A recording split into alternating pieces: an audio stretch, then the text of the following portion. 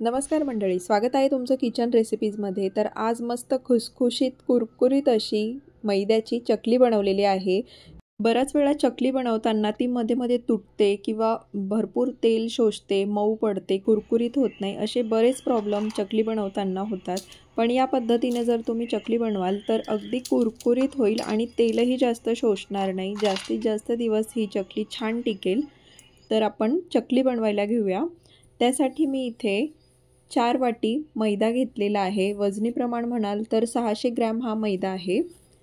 तर हा मैदा आता मी या कॉटनच्या कपड्यावरती घेतलेला आहे। मैद्याची अशी पोटली बनवून आपल्याला हा वाफवून घ्यायचा आहे। तर आता ही मी मैद्याची जी पोटली आहे ती एका भांड्यामध्ये ठेवून कुकरमध्ये 2 ते 3 शिट्ट्या काढून घेणार आहे। तर कुकरच्या तळाशी पाणी आणि एक स्टँड ठेवलेला आहे, त्यावर हे भांडं ठेवलं मी आणि 2 ते 3 शिट्ट्या काढून झाल्यानंतर कुकर थंड झाल्यावरती हा मैद्याची पोटली ही काढून घ्यायची आहे। आणि मैदा बघा थोडासा कडक झालेला आहे। तर हा मैदा मी चाळून घेणार आहे। तर सर्व मैदा या कापडामधून मी काढून घेते। आता हा मैदा खलबत्त्याने असा कुटून घ्यायचा आहे, फोडून घ्यायचा आहे आणि त्यानंतर चाळून घ्यायचा आहे। तर या पद्धतीने सगळा जो मैदा आहे ना तो मी असा फोडून घेते आणि सर्व मैदा या ठिकाणी चाळून झालेला आहे। तर वाफवून घेतल्यामुळे मैदा हा एकदम हलका झालेला आहे। आता याच्यामध्ये चवीपुरतं मी मीठ टाकून घेतलेलं आहे। 2 चमचे मीठ टाकून घेतलंय। त्यानंतर 1 चमचा लाल तिखट टाकलंय। तर लाल तिखट हे लहान मुलं जर खाणार असेल तर त्यांच्या आवडीप्रमाणे घाला किंवा स्किप केलं तरी चालेल। पाव चमचा हळद घालून घेतली, 1 चमचा भर इतका ओवा घालून घेतलेला आहे आणि सर्व जिन्नस हे व्यवस्थित आधी एकत्र करून घ्यायचे आहे। मैद्याला व्यवस्थित चोळून घ्यायचे आहेत आणि त्यानंतर हा मैदा असा घट्टसर असा मळून घ्यायचा आहे। तर मैदा मळताना देखील मी कोमट पाण्याचा वापर केलेला आहे। तर खूप सैलसर नाही आणि खूप जास्त घट्ट नाही, अशा पद्धतीने हा मैदा मळून घ्यायचा आहे। तर मैदा मळून घेतल्यानंतर एक 5 मिनिटांनंतर लगेच मी चकली बनवायला घेतली आहे। तर हा असा स्टीलचा साचा आहे माझ्याकडे, त्याला मी असं चकलीचं पातं लावून घेतलं आणि आता यामध्ये मैद्याचे असेल गोळे बनवून चांगलं दाबून या साच्यामध्ये टाकून घ्यायचं आहे। पीठ भरताना एकदम दाबून असं भरायचं आहे, त्याने चकली मध्ये मध्ये अशी तुटत नाही, व्यवस्थित अशी चकली बनते। तर या पद्धतीने एकदम दाबून मी पीठ भरून घेतलं आणि आता साचा हा बंद करून घेणार आहे।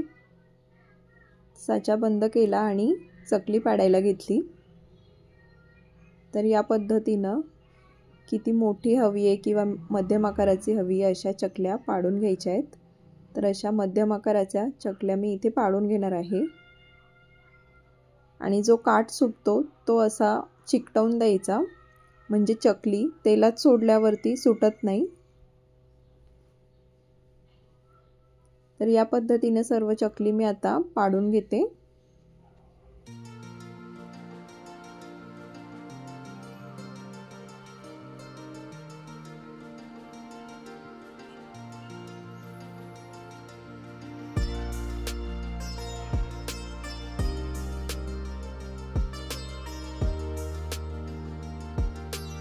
तर याप्रमाणे 7-8 चकल्या मी अशा पाडून घेतल्या आणि एकीकडे तेल गरम करायला ठेवलं। तर तेल हे चांगलं कडकडीत गरम झालेलं आहे।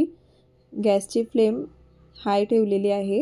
सुरुवातीला गॅसची फ्लेम हाय ठेवून तेल चांगलं तापवून घेतलेलं आहे आणि त्यानंतर गॅस मध्यम करून चकल्या तळून घ्यायच्या आहे।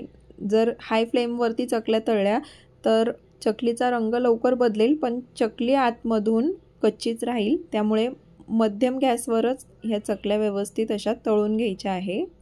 मिनिटभर एक बाजू तळून झाली की लगेच चकली अशी पलटून घ्यायची, कारण तोपर्यंत चकलीने व्यवस्थित असा आकार धरलेला असतो, त्यामुळे चकली काही तुटण्याची शक्यता नसते। 1 मिनिटभर चांगली तळली की मग पलटवायची आणि दुसरी बाजू देखील 1-1.5 मिनिट अशी तळून घ्यायची। तर तुम्ही बघू शकता चकलीचा रंग देखील चांगला खरपूस झालेला आहे आणि बुडबुडे देखील कमी झाले। म्हणजे ह्या चकलीमधला पाण्याचा अंश पूर्णपणे नाहीसा झालेला आहे। आता चकल्या सगळ्या काढून घ्यायच्या आणि तुम्ही आवाज बघू शकता, एकदम छान कुरकुरीत अशी चकली तळली गेलेली आहे। तर याप्रमाणे मी बाकीच्या सर्व चकल्या आता तळून घेते। तर एका टायमाला 4-5 चकल्या अशा बनवून घ्यायच्या आणि लगेच तळून घ्यायच्या। तर या पद्धतीने सर्व चकल्या मी आता तळून घेतलेल्या आहेत। तर तुम्ही बघू शकता एका आकाराच्या सर्व चकल्या अशा बनवून घेतल्या आणि एका रंगावरती सर्व चकल्या तळून घेतलेल्या आहे। तर या पद्धतीने तुम्ही देखील नक्की ट्राय करा ही रेसिपी। आणि आजची रेसिपी तुम्हाला आवडली का हे कमेंटमध्ये मला नक्की कळवा। जर चॅनलवर नवीन असाल तर चॅनलला लाईक, शेअर, सबस्क्राईब नक्की करा। धन्यवाद।